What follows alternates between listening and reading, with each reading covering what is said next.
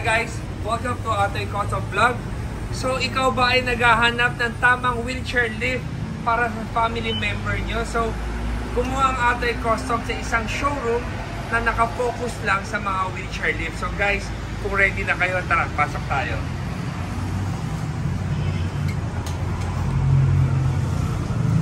Okay guys, this is our new showroom for mga PWD wheelchair lift. So meron kaming so ang wala lang display namin ngayon is our supplier from Bronability and Rycon. Both are made in USA. So kinakabit siya sa likod ng van.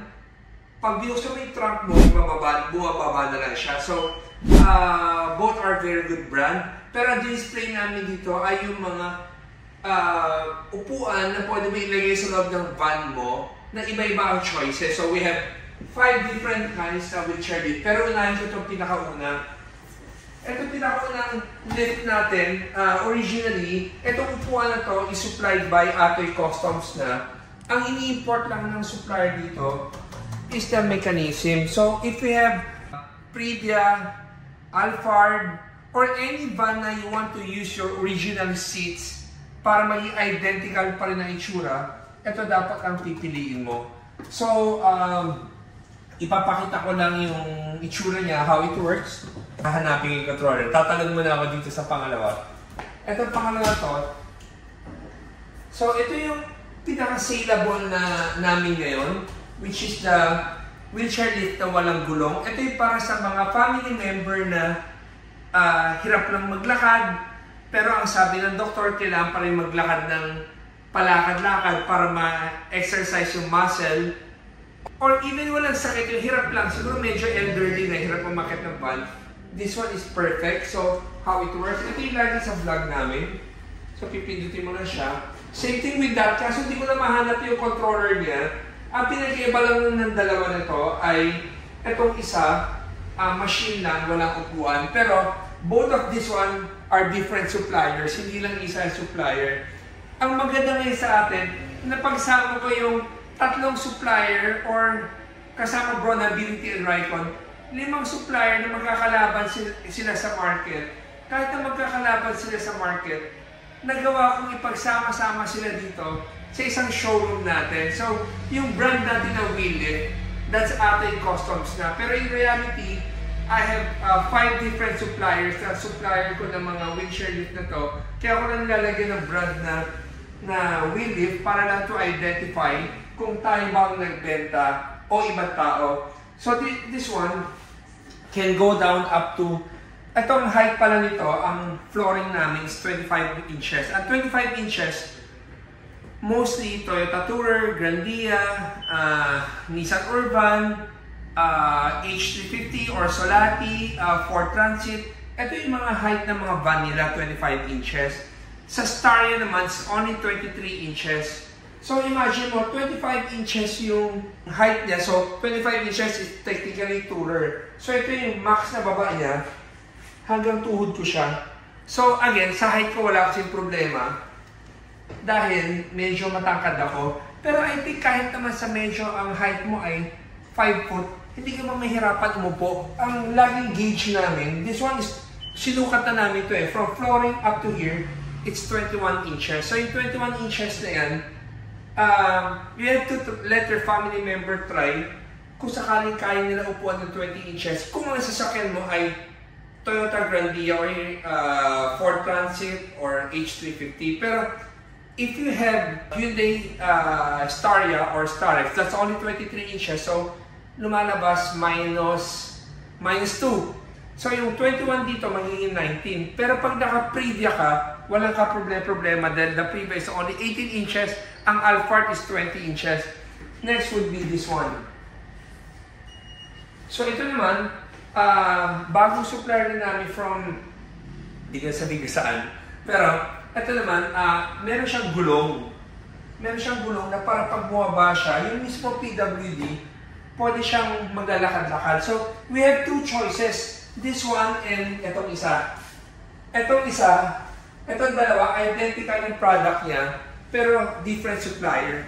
Sa abroad, magkalaban rin yung dalawang supplier na to, pero kino-consolidate namin lahat para lang may mga choices yung mga buyer kung ano ang gusto niya bilhin. Para bago ka bumili, since ang mahal ng mga product na to, kailangan nyo makita yung mga iba-ibang klaseng model niya para hindi rin kayo mabigla or mapag-isipan nyo ng tama. So talagang medyo mabagal siya, hindi siya ganun kabilis kasi ang principle lagi ng mga suppliers, syempre pag PWD ka, ayaw mo nang mabilis, gusto mong yung normal lang para hindi ka mabigla. So pero some people will say, teka, bubukas na yung gulong niya. Oh. Some people will say, gusto namin mabilis. So yung mga taong gusto na mabilis, abangan natin itong next unit na to. So again, this one, perfect itong may mga gulong para sa mga 22 inches and below. So meaning 22 inches and below kasi ito, hindi pa siya nakalatag sa sahig ng tama. So hindi mo siya mamumove palabas kasi ang flooring namin is 25 inches. Ito dapat ang flooring ng kotse mo maximum is 22. Pero if you have, again, Alphard, Previa, Kia Carnival, Honda Odyssey, lahat papasok dito. Hindi ko lang ma-demo palabas because of mataas siya pero ito na siya. So again, yung mas mababa na siya sa tuhod ko ngayon, ito siya.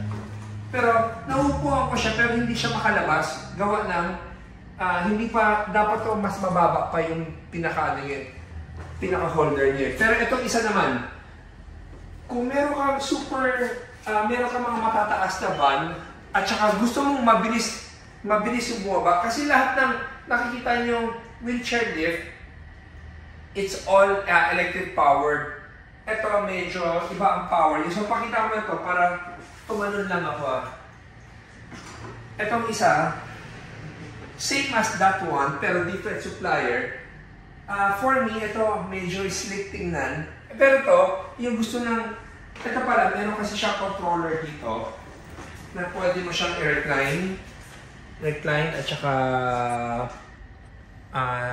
ito, yan na, may pindutan siya dyan na wala doon sa isa.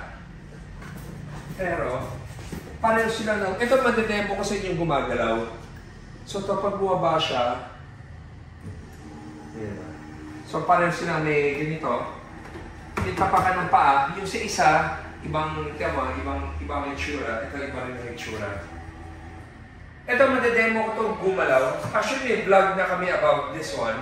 Pero ulitin ko lang, para sa mga viewers na hindi nakapanood na ibang vlog namin, makita nyo lang how it works. Yes.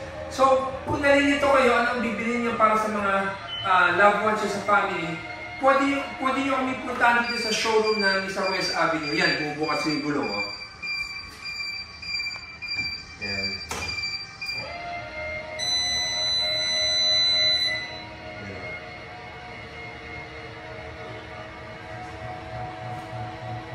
So, pipinutin mo hanggang yan. Pag tumunog na, ibig sabihin, nakalapat na siya, pwede siya mag-move. Ngayon, itong unit to, meron siya power off and power on. Ito, pwede siya mag-manual, pwede siya mag-ano. Yan. Ayun. Kasi pwede mo siya itulak ng manual. So, ito yung busina niya. Yan ah. Tapos headlight. And then, ito makita mo, dalawa na lang yung power ng battery niya. Oh. Pero pwede siya max speed, pwede siya low speed. So ngayon lagay ko sa max speed. Yan o. Yan o. Tapos atras. And then ikot. O, babangga. Kanan.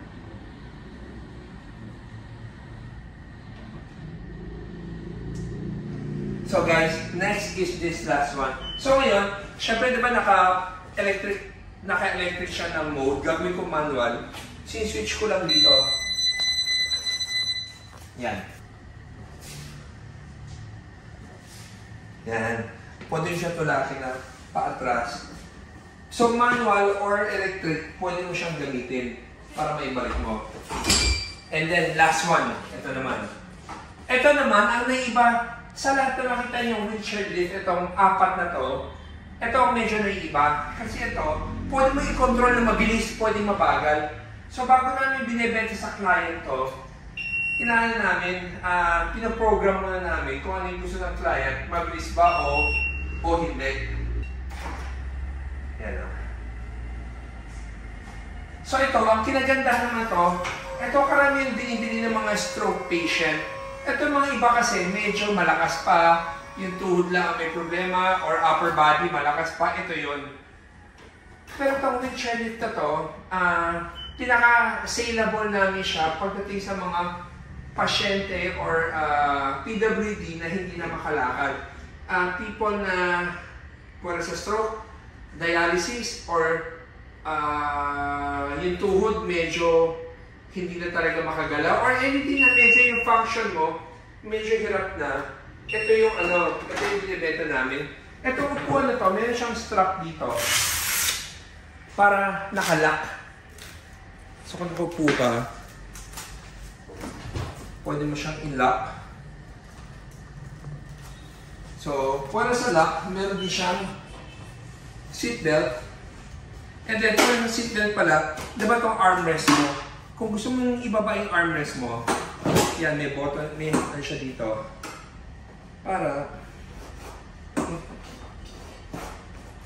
Para maging maluwag siya.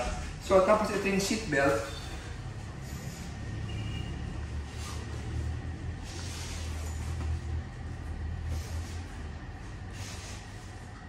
Yan.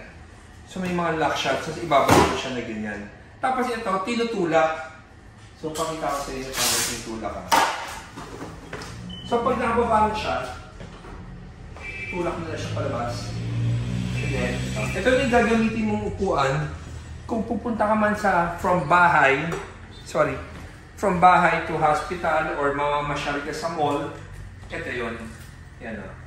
Pwede mo manual mo na itutulak. Tapos kung ibabalik mo, ganun din. So guys, at least tangin itong mga wheelchair lift natin. Ay teka, may nakalimutan ako. Itong isa. Ito isa pala. Papakita ko rin. Para siya bumaba. Ito yung isang upuan na kailangan mong gamitan ng original na seats ng sasakyan mo. Kung medyo OC ka, I think ito ang uubra sa'yo. So, ito upuan natin, hindi lang namin nilagyan ng armrest, pero pwede mo na siya lagyan ng armrest, left and right, or single side lang gusto mo lagyan. Kasi some client, ayaw nila na may armrest, some client, okay sa kanila. So ito, papakita ko na sa inyo how it works. So guys, habang pinapakita ko sa inyo itong video na to, meron din kaming mga ibang client na nagdadala ng wheelchair lift namin. Kasi lagi sa amin tinatanong, ikaw ba talaga nagpaparating ng mga wheelchair lift? Ito mga wheelchair lift na to, meron po akong supplier. Hindi ako ang nagpaparating nito dahil napakamahal lang investment nito. So ito guys, pag namaba ito siya. So, ito, again, perfect siya pag ginamit mo ay Staria and below. Bago kayo bumili, daan kayo sa showroom namin para lahat to masubukan ninyo para malaman nyo ano ba ang perfect fit sa inyo. So kung ikaw naman ang lagi kinekwestiyon sa amin ng mga ibang client na, teka, bakit ang mahal ng mga wheelchair lift na to? We always say sa client na kung sakaling nagparating ka ng sarili mong wheelchair lift, ang trabaho naman ng Atoy Customs is to install. So we welcome all client also na meron kayong sarili nyong wheelchair lift na hindi lang kayo marunong magkabit, kami yung magkakabit. We charge 30,000 for bracketing, wiring, installation, and everything para lang maibuo yung wheelchair lift na bit din ninyo. So guys, sabi namin, kung ang disadvantage nyo, kung kayo ang nagparating, usually it's a warranty. So bago rin kayo magparating sa abroad ng wheelchair lift na sa tingin yung kaya naman ninyo, i-compare nyo na lang yung price. Kung price difference locally ay konti lang, you rather buy the local because yung mga supplier natin, may mga kanya-kanya pyesa at warranty silang hawak. Whereas kung ikaw ang bumili naman, makakamura ka nga, pero pagdating dito, pag nasira, matetenga, kawawa rin yung family member nyo kung lagi siyang ginagamit. Pero it's your choice. Tapos guys, meron pa, hindi pa kami dito nagtatapos. Kung sakaling medyo budgeted, kung kailangan may mga wheelchair lift ramp, meron ding supplier kami na bago lang rin. Ngayon ko na siya makakatrabaho. They have two types of manual type na nilalagay sa likod ng van para siyang bumubuka again. Ito na panoorin nyo. So bumubuka siya, natutupi-tupi siya, at naibabalik mo sa van mo. That's one. And number two, if you have a 4-door sedan, doon sa passenger side, nagsiswivel siya paharap and then umaabante siya. May problema kasi siguro sa hips, pag umupo ka, yan yung mo, tapos family member mo na lang ang magsusupport sa umikot ng ganyan. Nasa loob ka ng sasakyan. So, ito rin siya sa video na to. So, hindi pa namin siya nasusubukan talaga sa actual client dahil nag-negotiate pa kami doon sa how to display, how to put the right price para lang sa mga viewers natin or sa mga nangangailangan makuha nila yung best value na pwede. So, ito mga nakita nyo wheelchair lift na to ay different suppliers. Ang hindi ko nga lang napakita, siguro papakita na namin, isingit namin ngayon dito. Ito nakikita nyo ngayon sa taas. Ito yung Bronability at saka ito rin yung Rycon na supplier namin na kinikater din namin yung product nila. So, anything na hanapin mo basta PWD, I think visit our office at 57 West Avenue. It's at Ate Customs. Naka-separate lang yung brand namin, which is our brand right now is WheelLift. So, lahat ng supplier na na-consolidate namin, we always ask them to put our brand para we know kung saan pagaling yung supply. So guys, sana may natutunan kayo dito sa video natin, or kung meron kayong kapamilya na hindi alam saan pwede bumili ng mga wheelchair lift, turo nyo lang yung lugar natin at para makita nila at masubukan nilang upuan isa-isa. So, gustong silipin to, pasok lang sa IG page namin. Yung IG page namin is WheelLift.Ate Customs. Doon nakafocus lahat ng wheelchair lift natin para makita nyo ano ang perfect choice or kung ano ang sasakyan nyo na gusto yung kabitan. Baka maaring meron na kami doon sa IG page namin. So guys, ang gusto ko i-share sa inyo ngayon, again, pwede sa everyday sa blessing, simple word lang na parang ano ba talaga ang pinakakaligayahan ng isang tao? Kayamanan ba? Material ba? Or pagkasikat ba? Kung isipin nyo ng pinakamalalim, hindi eh. Ang talagang sagot na pinaka-happy ang isang tao is if you help other people, if you love other people. So parang mabilis mahalin yung mga kapamilya natin, pero yung mga komplikadong tao masarap pang mahalin, kaya bang mahalin. Guys, I want to encourage you, every time na nakaka-encounter kayo ng ganyan, change your heart, isipin niyo yung perspective na baka yung kaharapan nyo kaya bitter, inggit, or ano man ang ugali nila, may pinagdadaanan sila. So, pilitin yung intindihin na lang kaysa kaawayin nyo ang mga taong ganyan. So guys, thank you for watching, and ito, totoong-totoo. Jesus loves you, and God bless.